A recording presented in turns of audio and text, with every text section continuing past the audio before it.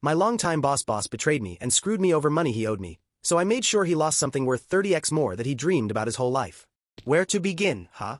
I suppose I should get back to when this whole sleigh ride began. I am an educated computer tech that had the misfortune of graduating right on the cusp of the 2008 financial crisis. Before, it was considered to be a vocation of the future. Various businesses came to our school, introducing themselves, offering scholarships for college if we signed an agreement to come work for them after we graduated that as well. After the crash, those promises were the first thing they cut. As a result of that, I couldn't afford college, which meant I had to find work. Which was easier said than done. My late and mid-20s were a roller coaster of dead-end jobs, where I worked, finally saved up some money, got fired as a redundancy and had to spend those savings for living expenses while looking for my next shitty job. Years went by, tech went on, and I couldn't afford classes to keep up with it. So in my late 20s I snapped. I have had enough. I needed a career change. I decided to go in my late father's footsteps and become a welder. It's as if fate intervened. A week before I made the inquiry about changing careers, a state-sponsored program came out that let me become one for free. After completing the welding courses, I was quickly offered a job as a field welder. We're literally talking about a matter of days here, a refreshing change of pace from before where it took months or more. This is where the subject of our story comes in. I'll call him Rat Boss, RB for short. RB ran a small field welding business with half a dozen-man crew, traveling all over Europe, doing field welding. He said he'd take me in, show me the ropes, teach me real welding, none of that schoolyard horseshit. And let me tell you, the first 6 years were amazing. Yes, there was hard work, dawn till dusk, 7 days a week, sometimes gone from home for over a month, but the travels, the adventure, and the camaraderie. We were complete strangers to each other in the start, but we became like brothers, sticking together through thick and thin. Thinking back on it, I miss those days, even if they are behind me. And RB was, back at that time, the kind of boss that puts all other bosses to shame. I remember that one time, where he took out a loan with a large interest just so that he could pay us our wages because he had an emergency expense that drained his bank account 2 weeks before a customer was due payment. He rather went into debt to pay us on time rather than to ask us if we could hang in there a couple of weeks. But everything changed by year 7. At that time, most of the core crew had left, missing their families too much to keep doing. So did RB. He set me up as a foreman while he found himself work back home, and he sent people he interviewed over my way as I needed them. It didn't start off so bad at first, several jobs done successfully, but the people that worked with me, it just wasn't the same. They were all short-term workers. There to make a quick buck, settle some debts or gain some XP to find better paid work back home. But then the pandemic struck and I had to sit it out. It wasn't a big deal for me since I was used to having cash reserves for rainy days for my teen years. But what came after is where things started to seriously wrong. Nobody decent wanted to work abroad anymore, so the people that came to work with me were those that RB might have proverbially fished out of the sewers. Drunkards, thieves, drug addicts, destitutes, the kinds with nothing to lose and no will to do a good job. It all went downhill rather quickly. As the foreman, I made sure the job got done regardless, and that the work was signed off, so the bill would get sent and wages paid. But there were constant incidents outside of work, incidents unique to the demographic that worked with me. To top it all off, wages started coming late, travel costs weren't being refunded, and Rat Boss started doing some creative accounting when it came to the differences between everyone's net and gross wages. It all came to a boiling point when I received a phone call in 3 a.m. on the night I was supposed to drive the boys back home in the morning. The customer called. One of the boys has been arrested for drunken disorderly. He didn't have ID on him, only the workplace identity card, so they phoned our customer in the middle of the night to help identify the foreman of that animal. So yeah, I got called to pick him up. I ate a lot of ***T that day. When I came back home, I had a good long sit down with Rat Boss. Told him I was done with that bullshit and that it was time to settle accounts. He sort of half-heartedly apologized. He also admitted he was problems with his wife, which co-ran the business, and was fighting with him over how the money was being spent. At that point, he owed me around a year's worth of travel expenses, and if you take into account that I traveled at least 2,000 miles monthly, that is a substantial sum of money. He apologetically asked me to wait a bit on that money, because his wife is cock-blocking him on any major expenditures. He also asked me to stay on with his for just a few months on minimum wage, just until he can put a decent crew together. The idiot that I was accepted his proposal. There was no reason not to trust him, after all. We've known each other for almost 7 years at the time. I didn't think it unreasonable to give him time to fix this. But I did have one condition though. I needed half the money he owed me by the end of September because I'm having some work done on my house. He said that shouldn't be a problem this far in advance. I said okay, we have a deal, but I remained suspicious. A couple months went by. I worked for RB locally, on minimum wage. Except the problem is that even that wage came in late. My hackles were raised. I was concerned that I would have to postpone work on my house, work for which craftsmen are so hard to come by, you have to pay a deposit to prove you were serious about needing that work done.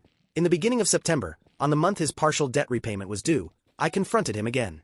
He assured me that paying half what he owed me for travel costs wouldn't be a problem and that he's got the cash ready. As we parted way and I went for home, he gave me the fakest smiles I have ever seen in my life. I stared him down. I gave him this kind of look that even a dumbass would recognize as having "I'm not fooling around anymore" written all over it. RB lost that fake smile of his almost immediately. I said goodbye, got into my car and drove home. That weekend, RB sent me a way message about how he's got a crew lined up and that he's going abroad to talk with a potential customer to get his foot back into the fieldwork door. Alarm bells started instantly ringing. He's going to avoid me for the date he was due to pay half his debt. He's going to screw me over. He was going to screw me over. Bastard. After everything we've been through together. At that point I decided, if the money doesn't come in due date, a 30-day resignation notice is going wait for him when he gets back, filed on the exact day he was supposed to pay. But the thing is, when something has you this riled up, such as RB's probable betrayal, you kind of have a hard time focusing at work. So I slipped on a ramp. I didn't just sprain my ankle or tore a ligament, I downright destroyed it, about a week before his debt payment was due. We're talking about emergency surgery here, 2 weeks minimum at the hospital, and being unable to put proper weight on that foot for 6 months. What do you guys think happened to the money he promised to pay me? It didn't come. Big surprise. Not only that, even the wage didn't get wired that month. It gets even worse. While I was in the hospital, heavily medicated, the work got done on my house. My mother, who had authorization to my accounts in cases of emergency, used my savings to pay for the work on my house instead of canceling, which means I had very little money left. She told me not to worry, I will still get paid sick leave. I wasn't so sure.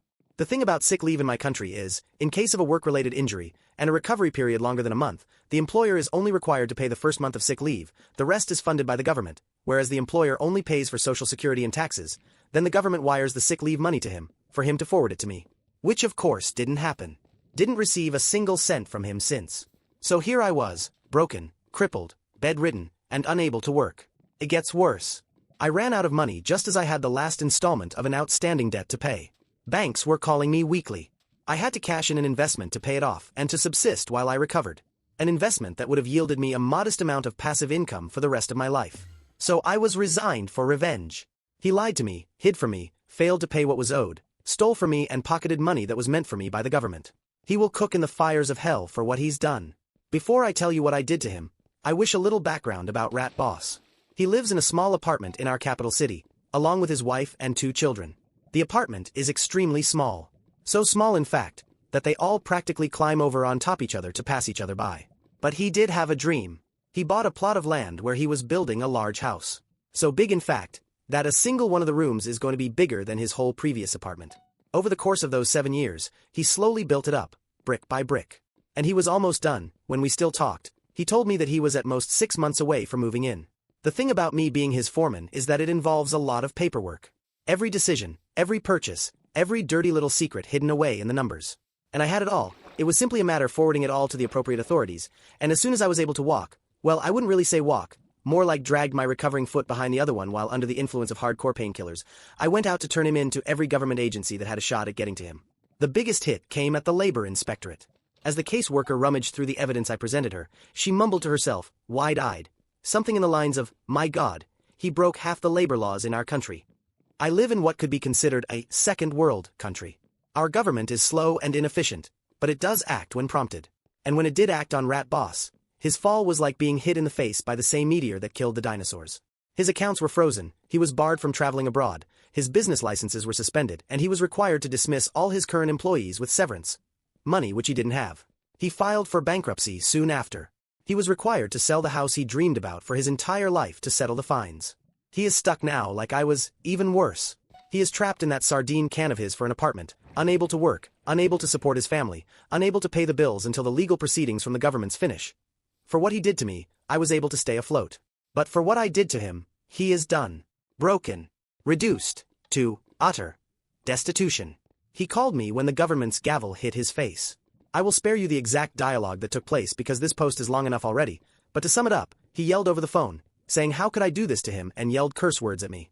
In return I called him out for lying to me about money after 7 years, leaving me to rot in a hospital penniless, and I called him a rat that betrayed his friend, and to never call me again as we are now in a legal dispute and he should forward all communication through the case office of the labor inspectorate and hung up. I made a claim on his bankruptcy proceedings.